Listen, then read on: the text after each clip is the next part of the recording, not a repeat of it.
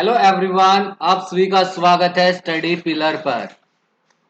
Study pillar जो आपके जीवन की सक्सेस का आधार बनेगा, स्टडी पिलर, तो इस पर आना मत भूलिएगा। आज का हमारा टॉपिक है भू आकृतिक खंड पर करने वाले हैं एमसीक्यू। क्योंकि थ्योरी क्लास में हम इस टॉपिक को कंप्लीट कर चुके हैं, अब करेंगे इस पर प्रैक्टिस। आज का हमारा पहला क्वेश्चन क्या कहता है, तो जल्दी से इसका राइट आंसर आपको कमेंट सेक्शन में लिख दीजिएगा। पहला क्वेश्चन, जो हमारा स्थल मंडल है, इसके कुल क्षेत्रफल के कितने प्रतिशत भाग पर पर्वतों का विस्तार पाया गया है?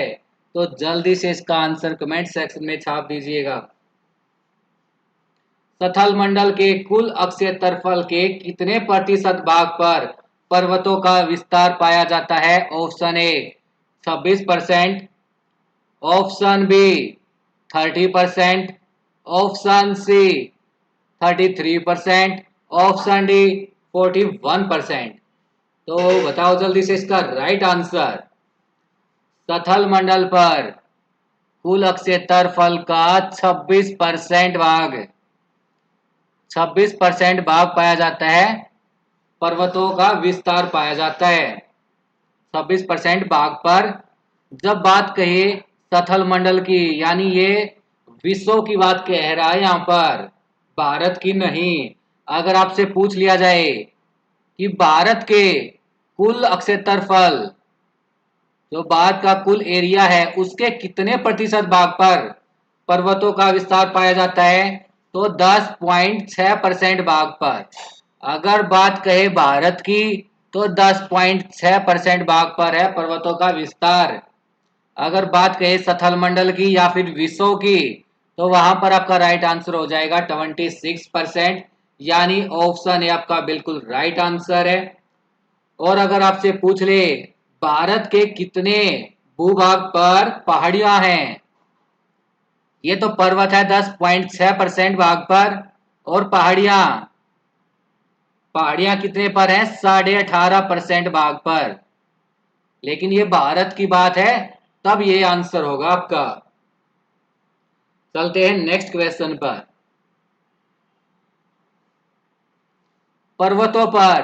पर्वतों पर विश्व की कितनी प्रतिशत जनसंख्या निवास करती है? जो पर्वत है उन पर पूरे विश्व की कितनी जनसंख्या वहां रहती है, निवास करती है? Option A 1%, option B 5%, option C 9%, option D 10%। तो जल्दी से राइट आंसर क्या करना है, कमेंट सेक्शन में लिखना है। 5 सेकंड का टाइम देता हूं आपको, क्योंकि ये इंपॉर्टेंट क्वेश्चन है। पूरे विश्व की कितनी जनसंख्या निवास करती है पर्वतों पर? तो इसका राइट आंसर क्या हो जाएगा? 1% निवास करती है। 1% जनसंख्या निवास करती है पर्वतों पर विश्व की, यानी ऑप्शन ए आपका बिल्कुल राइट आंसर हो जाएगा। चलते हैं नेक्स्ट क्वेश्चन पर। इन चारों में से नवीनतम पर्वतमाला कौन सी है? इन चार ऑप्शंस में से सतपुड़ा, अपलेशियन, रॉकीज और यूराल, ये चार पर्वतमालाएं हैं। इनमें से कौन सी सबसे नवीनतम पर्वतमाला है? तो जल्दी से बताइए।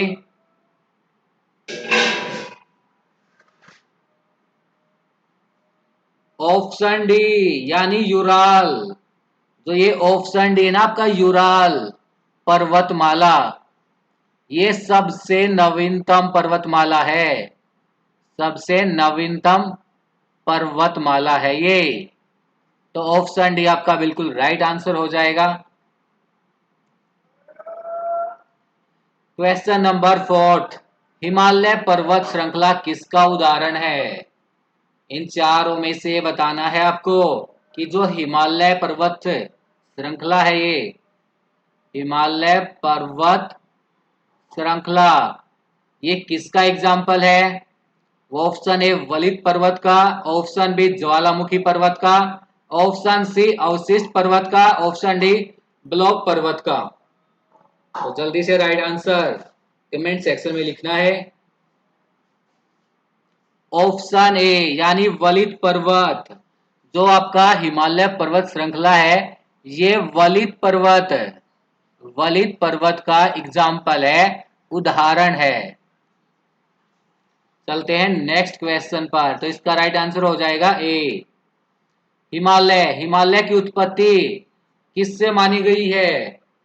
जल्दी से बताइए, हिमालय की उत्पत्ति किससे मानी गई है? ऑप्शन ए तेथिस सागर, option B Shivalik, option C Indo Burma, option D Godavari. जो हिमालय है ना हमारा, इसकी उत्पत्ति किससे मानी गई है? तेथिस सागर से मानी गई है, तेथिस सागर से मानी गई है इसकी उत्पत्ति। तो ऑप्शन ए आपका राइट आंसर हो जाएगा। क्वेश्चन नंबर 6, विश्व में पूरे संसार में सबसे लंबी पर्वत श्रेणी कौन सी है? इनमें से, इन चारों में से विश्व की सबसे लंबी पर्वत श्रेणी कौन सी है? जल्दी से बता दीजिएगा, बताओ जल्दी से। संसार की सबसे लंबी पर्वत श्रेणी।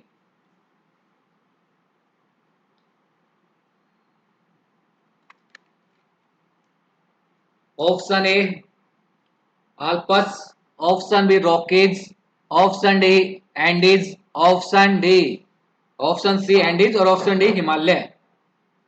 तो कौन सी है सबसे लंबी पर्वत श्रेणी? तो इसका राइट आंसर क्या हो जाएगा? एंडीज। ऑप्शन सी आपका बिल्कुल राइट आंसर है, एंडीज। कहां पे है ये है दक्षिणी अमेरिका के पश्चिमी तट पर, दक्षिणी अमेरिका के पश्चिमी तट पर, पश्चिमी तट पर है एंडीज, एंडीज पर्वत श्रेणी। यह विश्व की सबसे लंबी पर्वत श्रेणी है। एंडीज कहां पर पाई जाती है? दक्षिणी अमेरिका के पश्चिमी तट पर। तो सी आपका राइट आंसर हो जाएगा। अब देखो, ब्लैक हिल, ब्लू हिल और ग्रीन हिल नामक पहाड़ियां किस देश में स्थित हैं? ठीक है, तो जल्दी से बताइए, जो आपकी ब्लैक हिल है, ब्लू हिल है, ग्रीन हिल है, ये पहाड़ियां किस देश में स्थित हैं? ऑप्शन ए ऑस्ट्रेलिया में, ऑप्शन बी कनाडा में, option C USA United State of America में, संयुक्त राज्य अमेरिका, ऑप्शन डी ब्राजील।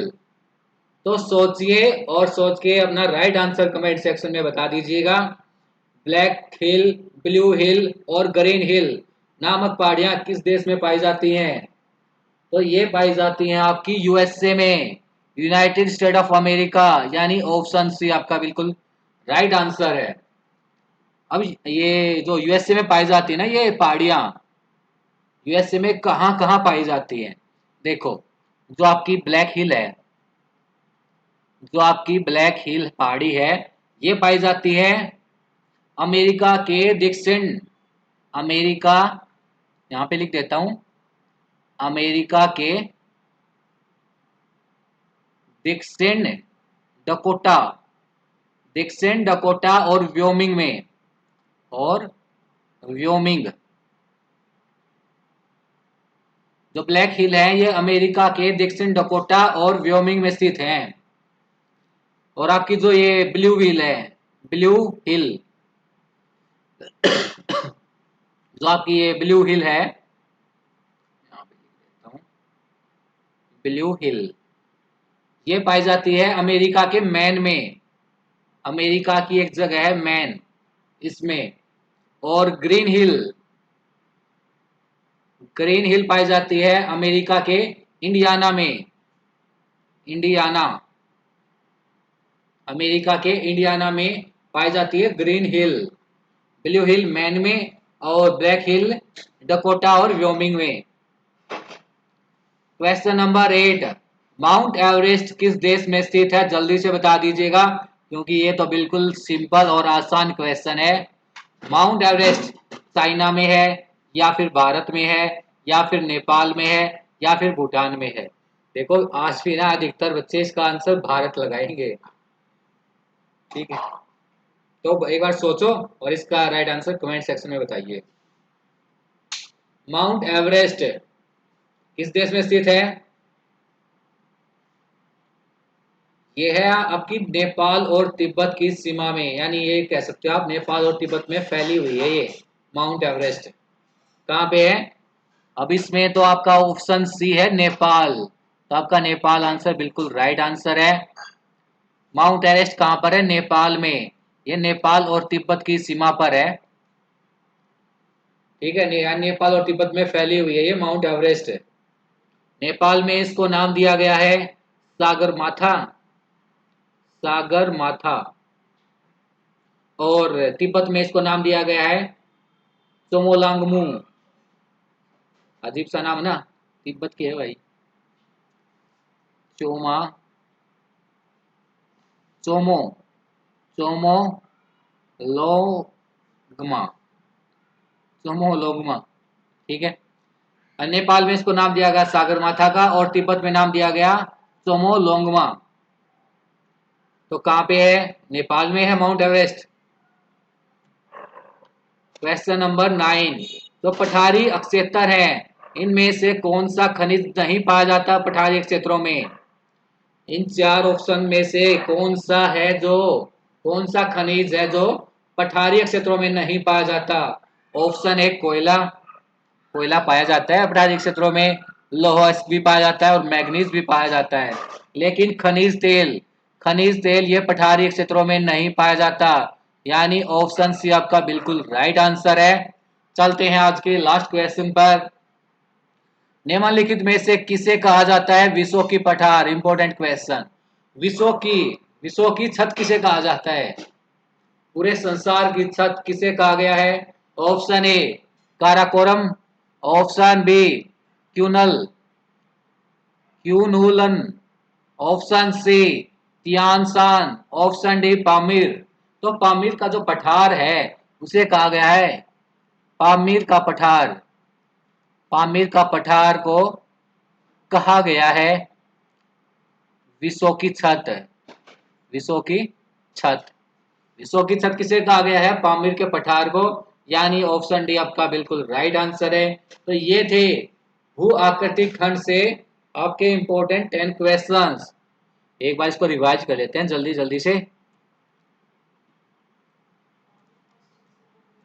देखो, एक तो सबसे पहले क्वेश्चन कि सथल मंडल के कितने प्रतिशत भाग पर पर्वतों का विस्तार है? तो 26% भाग पर। लेकिन जब विश्व की बात आए या फिर सतल मंडल की बात आए, अगर आपसे पूछ रहे भारत के कितने प्रतिशत भाग पर पर्वत पाए जाते हैं, तो 10.6% भाग पर। पर्वतों पर विश्व की कितनी प्रतिशत जनसंख्या निवास करती है? ओनली 1%। नवीनतम पर्वतमाला कौन सी है इन चारों में से? यूराल, यूराल पर्वतमाला ये सबसे नवीनतम है। हिमालय पर्वत श्रृंखला का उदाहरण कौन सा है? हिमालय पर्वत श्रृंखला किसका उदाहरण है इन चारों में से? वलित पर्वत का। हिमालय की उत्पत्ति किससे मानी गई है? टेथिस सागर से, टेथिस सागर से। विश्व की सबसे लंबी पर्वत श्रेणी कौन सी है? एंडीज। और कहां पे पाई जाती है ये एंडीज पर्वतमाला श्रेणी? जो कहां पे है ये? दक्षिणी अमेरिका के पश्चिमी तट पर। ब्लैक हिल, ब्लू हिल, ग्रीन हिल ये पहाड़ियां किस देश में स्थित है? ये अमेरिका में स्थित है। माउंट एवरेस्ट है नेपाल में। और आपका ये पठारी क्षेत्रों में कौन सा खनिज नहीं पाया जाता है? लोहा भी पाया जाता है, कोयला भी पाया जाता है, मैग्नीज भी पाया जाता है, लेकिन खनिज तेल नहीं पाया जाता पठारी क्षेत्रों में। विश्व की छत किसे कहा गया है? पामीर के पठार को कहा गया है विश्व की छत। तो ये थी आज की आपकी क्लास। अगर आपको कोई डाउट है तो कमेंट सेक्शन में अपना डाउट भी लिख दीजिएगा। चलो फिर कल मिलते हैं नेक्स्ट क्लास न्यू सेशन के साथ। Thank you so much.